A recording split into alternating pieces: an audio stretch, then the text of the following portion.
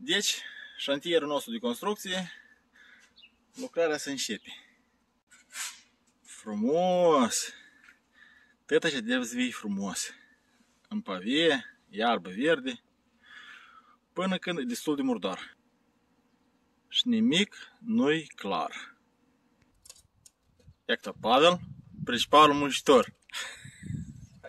Toată ziua are de dus toată grămada asta în sus. Adică el o încarcă, dar eu o duc.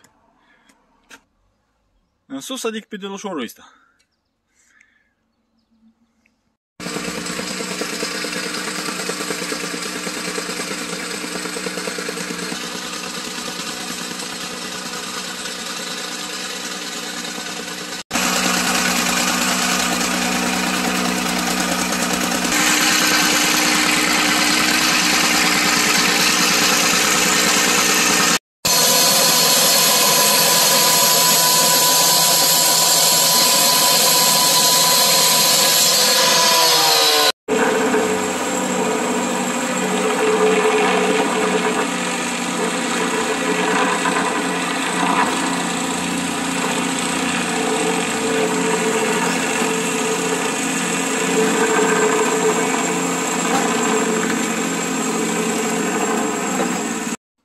În sfârșit lucrarea s-a terminat.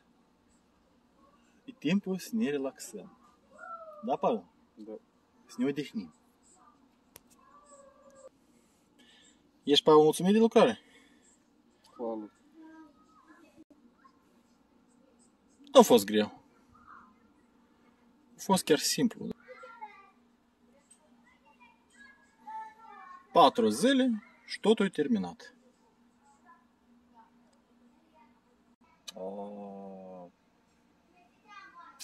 Stai, îmi place lucrul meu.